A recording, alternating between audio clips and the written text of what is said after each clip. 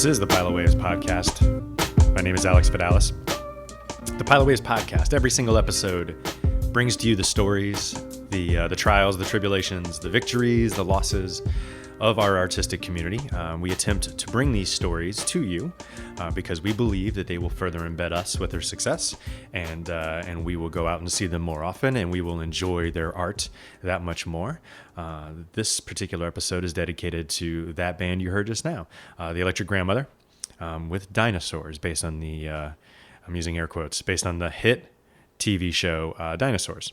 And say what you will about Dinosaurs, it was not a well-written show. It was not a well-produced show. It was stunningly silly at times, but it actually talked about some really important issues, like environmental issues, issues with homosexuality, all sorts of things. Watch it. It's actually kind of weirdly stunning. On today's podcast, like I said, the Electric Grandmother, who have done who have done many songs about TV shows and episodes of TV shows. Do yourself a favor and check them out. They are right at the heart of one of the Pilot Waves' favorite things, which is the intersection of creativity, artistry, technology, and commerce. I think that there is definitely sort of a commercial or capitalistic theme, throughout their material, if for no other reason than it's based upon sitcoms, which, by themselves are actually created to entice you to purchase things. With that in mind, the Electric Grandmother speak, very educatedly. That's not a word. They speak in a very educated manner about all their things. They're extremely intelligent people who are very aware of their craft, and it was a total pleasure to sit down with them. And without any further ado, let's get to the interview with the Electric Grandmother on the Pilot Waves Podcast.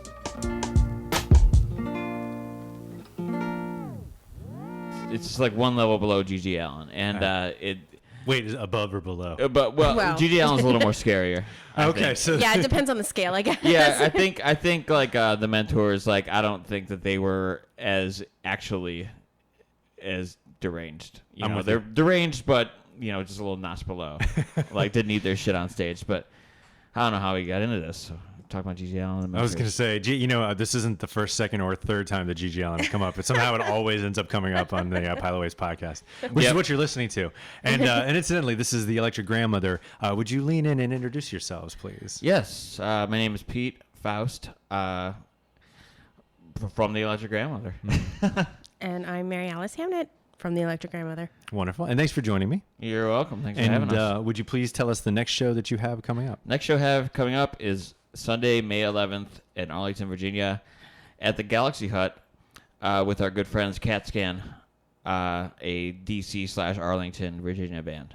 And it is Mother's Day that day. It is Mother's Day. I didn't know that until Mason from CatScan started announcing that, as trying to get people out. He said Mother's getting free. I don't know if that's entirely true. It's probably not, but that's okay. Because you should, that is, where else would you take your mom but the Electric Grandmother show? Can't think of any place better. I'm bringing my mom. Well, are you really? Yeah, should be. Well, the name Mother's right in there. Yeah. Grandmother. That's what we were. That's the tie-in we were looking for. Right. Yeah. I actually had, and I haven't aired the episode yet. My friend Becca Steinhoff, she's this local comedian, and her grandmother recently passed, as did my grandmother. I think within like a day of each other, and so like maybe 3 or 4 days later, I had her on the podcast, and I played you guys on the show, and she was like, "Oh, what's the name of that band?" I said, "It's the Electric Grandmother." And she goes, "Did you do that on purpose?" I was like, "No, why?" She goes, "Because our grandmothers just died." I was like, "No, I did not. That's hilarious and weird." was that you who I was talking to? And I was like, "You're like, who is this?" And you're like, "My grandmother just died." Okay. Oh yeah, that was you. I remember. Yes, and I was like, "What about my grandmother?" And you were like, "No, Electric Grandmother." I was like, "Oh shit, my grandmother just died." So I thought you were calling about her. People dying. Yeah, hilarious. G.G. Allen died. G.G. Allen did die in 1993 of a heroin overdose. Heroin overdoses are a pretty big thing right now. Yeah, it's pretty happens, cool. Yeah. It's evidently that Bad Batch that came out, they said. Oh, really? They traced it back to a particular batch. Is that how, what's her face? Peaches Geldoff's daughter? Yeah. I don't know if that one is related, but... Wasn't there another one? Philip Seymour who Hoffman. else died of Philip Seymour Hoffman? And there was another one, too. Was it a boozer, too? I don't know. I don't know. Somebody died recently. There's actually going to be a Really? Yes. there's a This American Life this week is about how many of us are walking around high at any given time. Huh. And so they had this like interview with this guy, and he's discussing cocaine or something. Yeah. And they're like blah blah blah cocaine, and he's like, well, I don't think there's anything wrong with it. I should be able to do it when I want. And they were like, well, for example, when was the last time you did it? And he was like, 6 minutes ago. It was awesome. How do they define high? I mean, I think that it's loose enough definition because what they're trying to get at is all chemicals, period. You know, but well. you know how This American Life is like they'll take there's 3 stories usually around a theme. So there'll probably be someone who is high, you know, on weed. There's probably someone who's going to be drunk all the time. And there'll probably be someone who's doing pills or something. I don't think I've ever seen the show. Is it PBS? Heard. It's actually it's an Oh. NPR show. Oh, okay. Yeah. It's really good. I'm very cultured, yes. If you hate books, you might like This American Life because you don't have to read it. You can just listen. Yeah. Well, I'm not against books. It's just. No, I was just being funny. It's about Oh, time you well, took a no, stand but against we were books. talking about books earlier, and I was looking at your books, and I was thinking about how I don't read books. And frankly, how you're just sick of books getting all the credit. Books are for dweebs and geeks. They give it to you at school, and I'm against school. Did you guys when you were so you grew up in Columbus? No, I grew up in Cleveland, Cleveland area, a suburb of Cleveland called Aurora. So tell me about growing up. Like, how did growing up birth the electric grandmother? Oh wow. Well, Take us back and then take us in. okay. Well, I was born in 1978 in Aurora, and it's this sort of small conservative town. It's gotten a little more urbanized and, you know, probably more liberal over the years. But now when I was growing up, and you know, like I said, it's conservative, so, you know, not a lot of I don't know. It's kind of looking back. It's just, you know, I'll just, you know, I was bullied, you know. Oh, jeez, yeah. So you know, because I was a little guy, and I was, you know, I was a smart guy, and so you know, but it would so that, you know, it wasn't the most pleasant time of my life, but there were also good times, you know, like you know, like when Nirvana came around, I got into punk rock, and you know, I guess to make a long story short, like that was like you know, my teenage years, and then I was in this near-death accident when I was 17, and so that was shitty.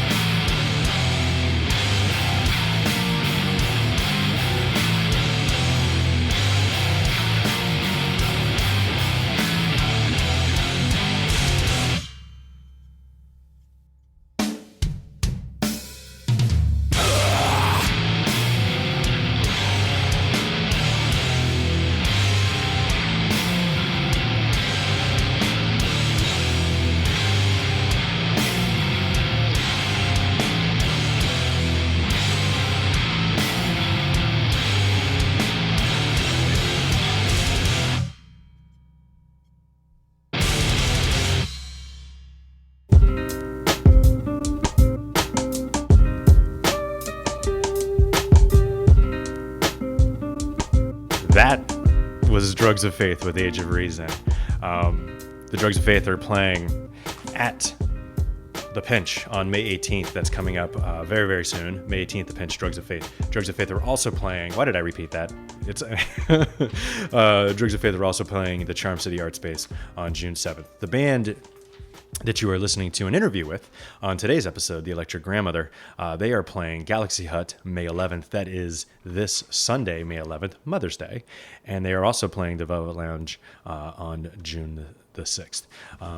On today's episode, like I said, or as you've been hearing, we have an interview with The Electric Grandmother. And in the future, we have some more episodes coming up, like with the band Smokin' Mangoes, the Alice Despard group.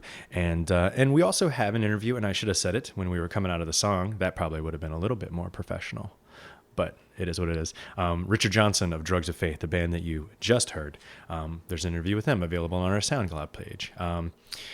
If I don't say it, and maybe that's the reason you haven't been doing it, but if I don't say it enough, let me say it again. We really need your help. You got to pass the episodes of the Pilot Waves podcast around. You know, even if it means just retweeting the episodes, that is fine, and that helps us get a listener or two. But actually what helps us is if you say to someone, hey, I've been listening to this podcast. You know, that's a theme that comes up on the episodes from time to time when we ask bands, you know, what can people do? Don't just tell a friend, tell 2 friends, tell 3 friends, bring a friend, bring 3 friends.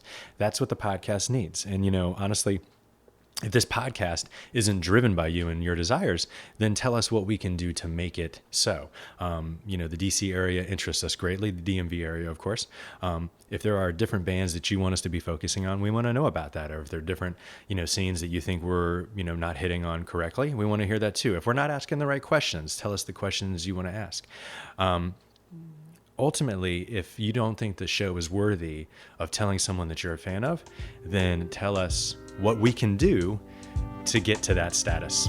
And so that's my plea.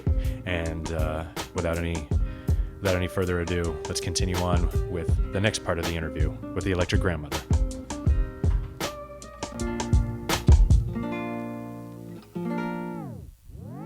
Can you give us a little insight into the story? Sure. As far as like what happened? Mm-hmm. Oh yeah. It was April 1st, 1995, and I was driving my mom's station wagon, headed home, and I hit a SUV head on in this like twisty back road by our house, and so it I ended up in a hospital in Cleveland, and I was there for 3 months, and it was one of those life-changing experiences that I think I'm actually finally more comfortable talking about, you know, because it's one of those things I've generally glossed over. Right. You know? It was a very unpleasant time, you know, to say the least, but especially to happen at you know, such an age, you know, but Your microphone fell down a little bit. microphone fell down a little Sorry, bit. it was so it was. Sorry. But you know, Can you go into a little bit about, like, you say it's like a life-changing experience though, like, and you say that did have a little bit of like how that went into Electric Grandma. Yeah. I had a lot of time on my hands after that at home recovering, and I found myself, you know, like writing poetry, and but a lot of it wasn't about, you know, sort of my feelings, you know, after going through this experience. It was more about, you know, I started talking about TV shows that were on around the time. And, you know, just because, I don't know, it would make me laugh, and I thought it was, like, an interesting thing to do, you know. And so eventually a couple people I knew eventually, a friend of mine named Mike, we got together and started making this kind of lo-fi music using my lyrics and sort of like, and I'd introduced him to Daniel Johnston, you know, who is sort of a first musical inspiration for Electric Grandmother, sort of like this minimalist idea, sort of like, let's just go, you know, let's go in there and just pound away and do something, you know, unusual. And we called this group the Doldrums, and that was in 1996. And that's sort of how I got started. And so then, you know, we had another friend of ours, Gary, who eventually joined this little collective of ours, and we both sort of had the same humor. sense of humor about like, TV sitcoms and stuff like that, and just like stuff we'd grown up with, and so it was just sort of subject matter for our songs, and we thought it was fun and funny and unique, and first and foremost it made us laugh. Right. And did you ever was there ever a notion early, like maybe some other people would actually enjoy this, or was it always with that sort of like myopic vision of like, well, this is making us laugh, so it's doing what we want it to? Yeah, I mean, I think I probably had some ideas of, we never did, play out at shows, but I always kind of wanted to. I definitely wanted to share it. One of the most important thing to us is, just enjoying ourselves. But, I've always been, you can ask her, I've always been kind of an ambitious person, and so I would have liked to have, shared it. And, but that never came to fruition. But eventually, eventually, it took me a while to like start playing out. Just because I felt like the circumstances were never right. Timing. I guess personnel. Never felt motivated in the same way, and so it was sort of a monkey on my back.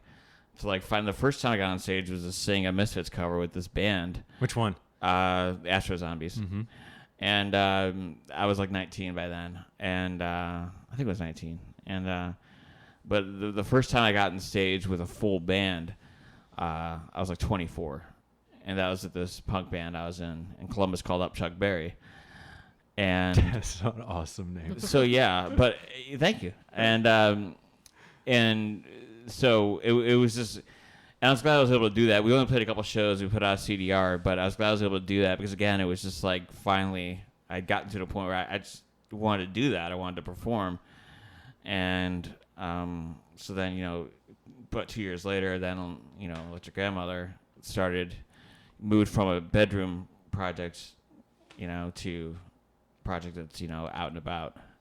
So, and the idea, and we talked a little bit about this on the phone, the idea of like sitcoms, being like a topic, like I think, and I don't think it's too much of an assumption. I think some people would maybe think that was different or unique, but in the idea of like, how much time that actually takes place in your life, it's a very common story that people can share. Like everyone is very familiar with the stories that you're singing about. And I was telling you, and I think you said someone had referred to you as like postmodern. Yeah. And I think that's kind of what they're getting at there is like, this is something after modern times that we all share. Right. And I don't think it's not like something new under the sun though. Like whether it's like Aesop's fables or Bible stories, there's always been those sort of stories. It's just the media form in which those stories is shared is different. Do you feel like those stories, like, do people like, how do they talk to you about the stories in your songs? Well, I think a lot of people's, sometimes they'll say, like, thanks for taking me back to like my childhood. And some other people, other people have suggestions for songs. And other people just say like, as far as a performance, like I'd never seen anything like this. And, generally flattering words, and because we try to come off as like she mentioned earlier that we're kind of salty at times, that punkerisms in us, and but at the same time we want to get out the impression, and because we mean it, like we're here to have fun, and it's all like have a good time. You said we're here to have fun. Is that how I said it? Yeah, no. We're here to have fun. No, I'm only teasing. So and tell me a little bit about like, because when I say like when they talk to you about the songs, that's exactly what I mean. Like they say, okay, it takes me back to my childhood or stuff like that. So what are some of the suggestions that you've gotten for songs? Like, do they give you specific TV episodes, or do they tell you like this show, like? Do you ever find yourself like, I don't know what the show you're talking about is? Well, sometimes people reference stuff that, I didn't have cable growing up, so a lot of them, like, I was just recently introduced to, what the hell's the name of it? The one with the kid from Different Strokes. Salute Your Shorts. Like, I'd never seen that growing up. Oh, because it was Nickelodeon. Yeah. Oh And man, so yeah, you don't have a song about "Hey Dude." Oh yeah, my yeah. God. Yeah. So that you know, so it's almost entirely exclusively network shows. The That other makes it night even we got a Rocco's Modern Life request, which was again, it's not only cable, but it's a little bit after our time. Yeah. So I would that's feel a little creepy doing that one. You know, because I remember that when I was like babysitting age. yeah, like- my brother, Yeah, exactly. he's 8 years younger. So I saw that the Black Cat is having, they do burlesque there fairly often, and they're having like a Nickelodeon themed burlesque night. yeah.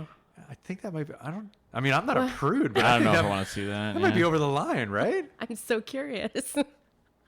Yeah, that sounds No. weird. No, but I felt so weird. I was like, I don't know. This is like, it's a show for kids. It's like kids shows. It's weird, isn't it? Yeah, no, it is weird. No, you're right to think it's weird. I don't want any part of it, you know. And I mean that's a good point you bring up because like, you know, I think both of us like have this idea about, you know, when it comes to the storytelling, to not make it weird and uncomfortable, Right, You know, yeah. because first of all, it's not really that funny. It's not my kind of humor. You know, if I'm going to talk about, you know, someone from a TV show, I don't want to go out and say like talk about all these bad things that are going to happen Sure. to them, or you know, just sort of like you know, a lot of times I'll sort of repeat what actually happened. You Well, know, right. It's like, you know, the whole bad thing happening to people who came out of TV is it's too real. You know, why would you want to Yeah. talk about Stephanie Tanner smoking meth? Like, no. Yeah, Yeah, No. I understand, and like you said, it's the situation in the comedy itself is already interesting enough to make mentions of, right? And anymore, it's so absurd that it is Yeah. art in and of itself. Right. Looking at it through that lens. To all you pretty ladies sitting in the wings, it's high time to take off your britches and things. Oh, baby, I'm coming for you. That's right. Flying first class, that's what I'm worth, it's true. I'll make it matter, gonna shake and shout. I got the magic, you know what I'm talking about.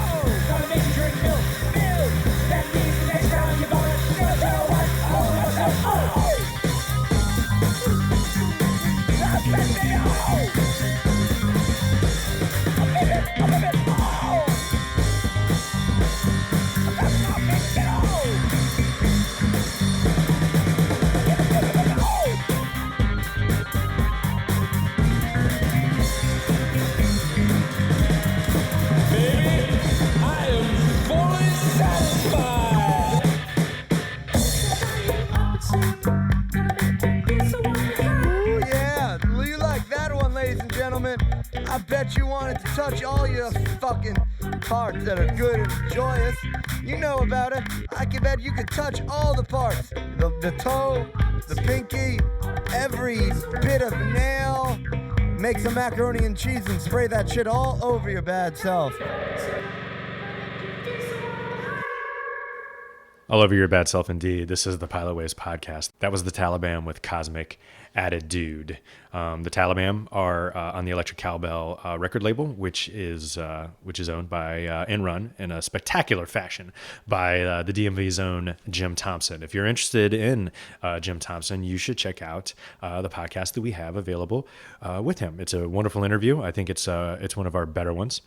And this is, of course, not a commentary on Jim. This is a commentary on my interview style. Sometimes, when I listen back to these, I cringe when I listen to some of the questions, or I wonder, can people tell that I'm just clearly, buzzed? But but the fact is this, there's a great interview with Jim Thompson on the SoundCloud page. And I would love to hear your feedback on that interview with Jim Thompson. If you liked it, if you didn't like it, hit us back on our Twitter page at Pilot Waves, or Twitter page. Hit us back at Twitter. That's at Pilot Waves, or you can email us, culture@pilotwaves.com. Really, this episode is first and foremost a plea to the DMV community to engage with us. Tell us what you want to hear more of, what you want to hear less of. And right now, you're going to hear some more of an interview with Electric Grandmother on the Pilot Waves podcast. Tell us the story of the transition from Columbus, Ohio to Washington, D.C. Well, it was 2011, and we had been in Columbus 10 years, and we had been looking to just sort of move on and new adventures and stuff like that. So she was looking for a job in the area because we both talked about how we liked DC. And, we had family here, and we always sort of liked the area, had good memories of it. And so, at long last, she got a job in Rockville, and, here we are. That was 2011. And so when you said new adventures and things like that, though, can you give me a little bit of insight on what you meant? What were you done with, and what did you decide to move on to? Living in a city for 10 years, it's like you start to see everything changing around you, and you don't feel like you're changing. So, friends of ours were having kids or moving out of the city and stuff, and it wasn't just that. It was the fact that we had always planned to move away from Columbus because that we were there for school, and then it was, to me at least, beginning to feel a little bit like a failure that I hadn't left Columbus yet. So that was part of it. And also, it was really important to both of us to be able to do a little bit more touring with Electric Grandmother. And in Columbus, it's really easy to go up to Cleveland, go down to Cincinnati, go over to Pittsburgh or Indianapolis, but that's about it. Everything else is kind of a rough trip. And so here it's nice that you can go up to Baltimore, you can go up to New York, you can go up to Philly, and it's not a bad trip at all. So it's easier to tour on the East Coast. Okay, good. And so how long were you actually active, like playing music and writing music in Columbus when you were there? 7 years. Electric Grandmother was just a solo recording project I had until 2004. Sent a tape to Cleveland State Radio.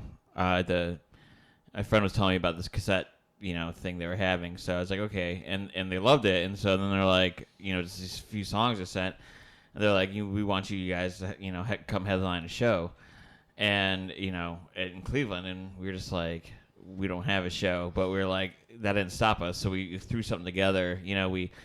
We thought, okay, I'll sing over, pre-recorded music. Like, we got the CD player.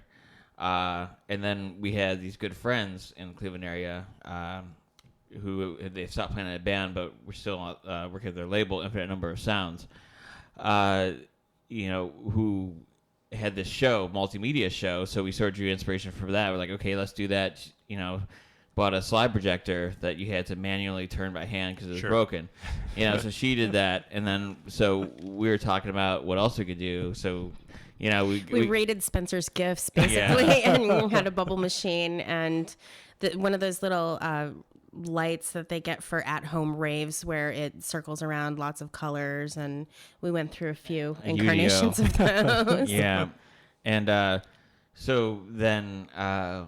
we did this show at this club called Pats and Flats in Cleveland, and and it was mostly like our friends and a lot of the radio station people, but it was just and up until then I had sort of had thoughts of like being in a band with whoever, and hadn't really put a whole lot of thought into making this like a project where we play out. And so, but we decided, from that, it was like, well, let's, keep moving with this.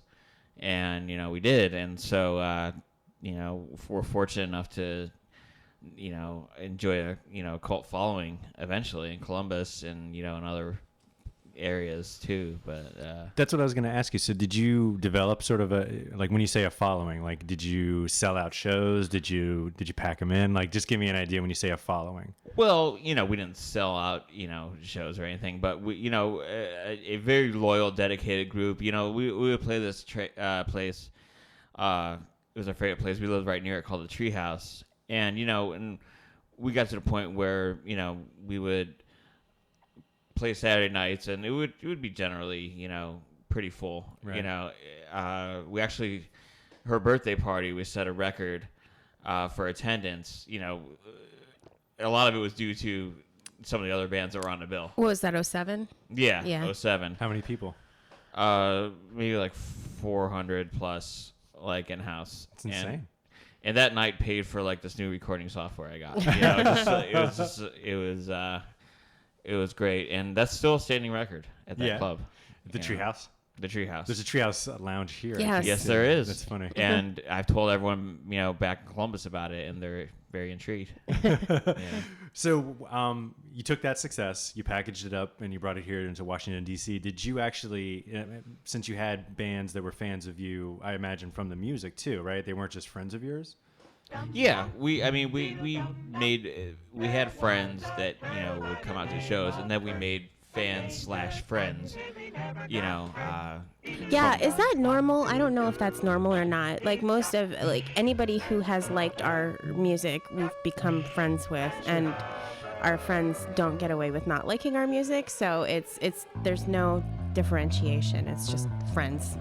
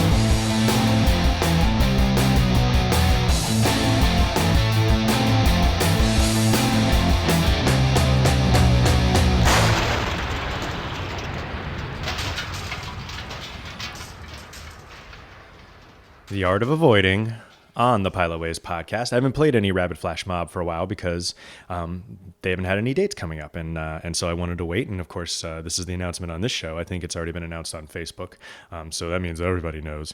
The Rabid Flash Mob are playing on May 28th at the Velvet Lounge. Go see them. It's great show. Those guys are great guys. Go buy them a beer.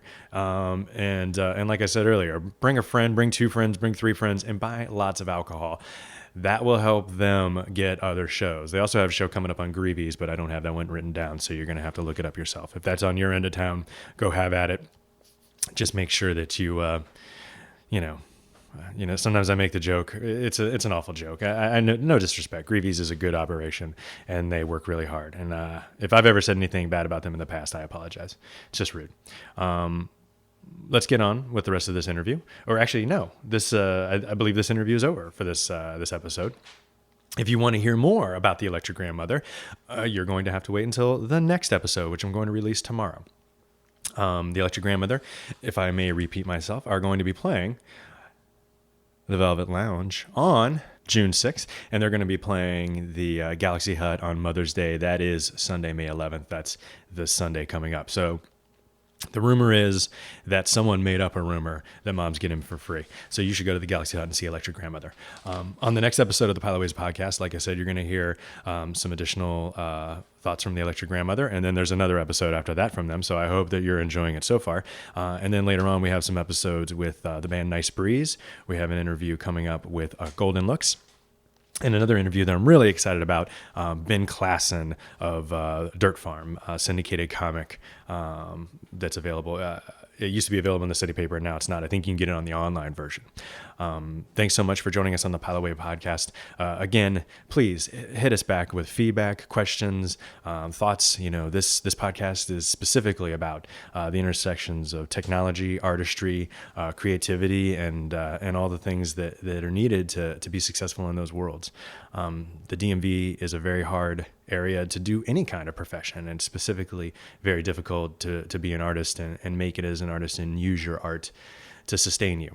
And the Electric Grandmother are going to touch on this in the coming episodes, that basically touring, while it is a quote unquote, I'm using air quotes, a money making endeavor, more often than not it's a vacation for these bands, and we want to change that. I want musicians and artists to be able to make more and better money, if for no other reason, even if you don't believe in the idea that it should sustain them. At the very least, they should make more money because it just makes sense. It should be, treated with additional cash. Think of all the bullshit that people spend their money on already. Why can't the artists and the musicians have some of that cash? People are quick to flitter away, 10 downloads for $1 or even less. At this point, you just stream it. And if someone is taking that value, you've got to find a way to plug that value into your local area. And if that means only downloading songs from local area, then fine, but at some point a relationship has to be built with that artist. Speaking of your artist, let's end the episode with another great song by the Electric Grandmother. This one's called Michael Jordan. See you guys next episode.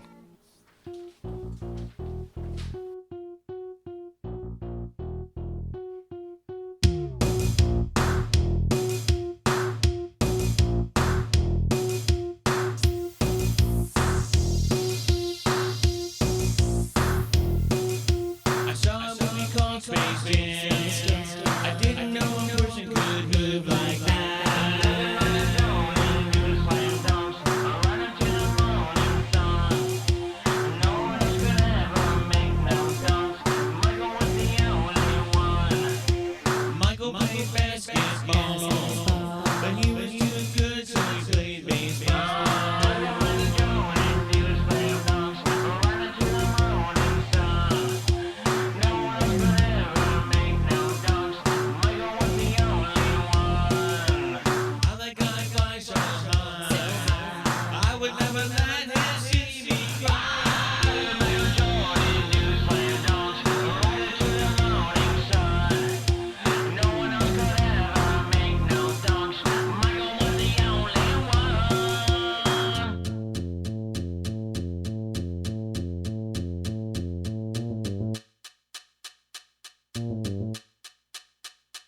Michael Jordan, Al Capone, Woody Woodpecker, Fred Flintstone.